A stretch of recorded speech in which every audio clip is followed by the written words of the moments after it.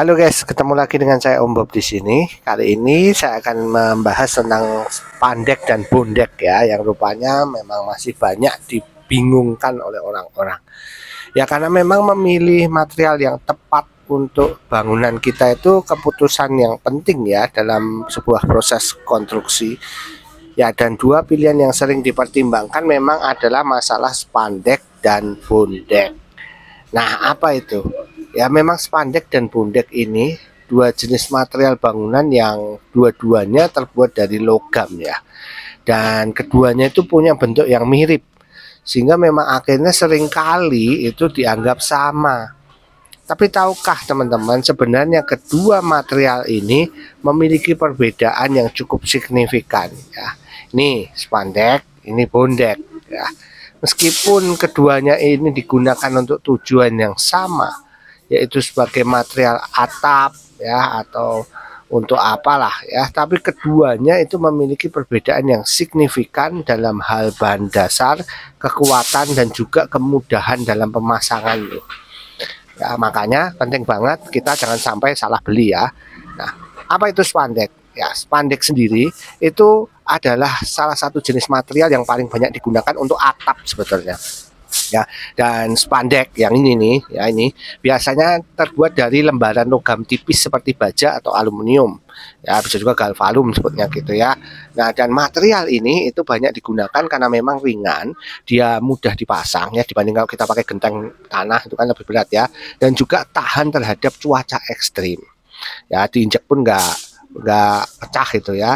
Dan memang spandek ini digunakan umumnya itu untuk atap rumah, atap gudang ya, atau bangunan-bangunan komersial lah ya. Karena keunggulan utama dari spandek itu sebetulnya pada kemampuan untuk melindungi bangunan dari hujan, panas, angin, sementara tetap bisa mempertahankan keindahan dan kekuatan strukturalnya. Itu spandek. Nah, gimana dengan bondek?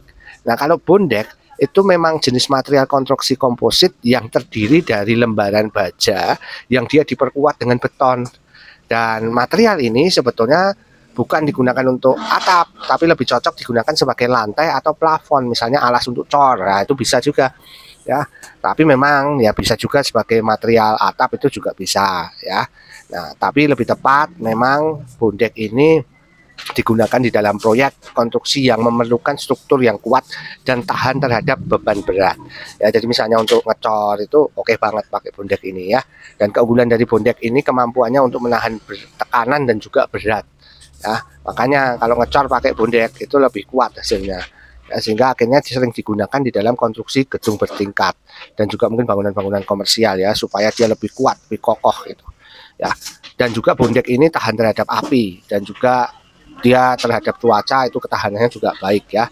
Jadi makanya banyak dipilih menjadi pilihan yang ideal untuk proyek konstruksi yang memerlukan material yang kuat dan tahan lama.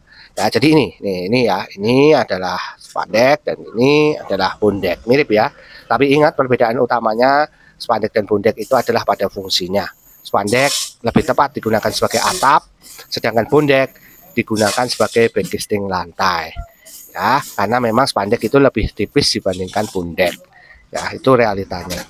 Gitu teman-teman, sedikit edukasi dan informasi dari saya tentang perbedaan spandek dan bondek. Semoga tidak bingung lagi dalam membeli ya, beli yang tepat. Oke. Terima kasih, semoga bermanfaat.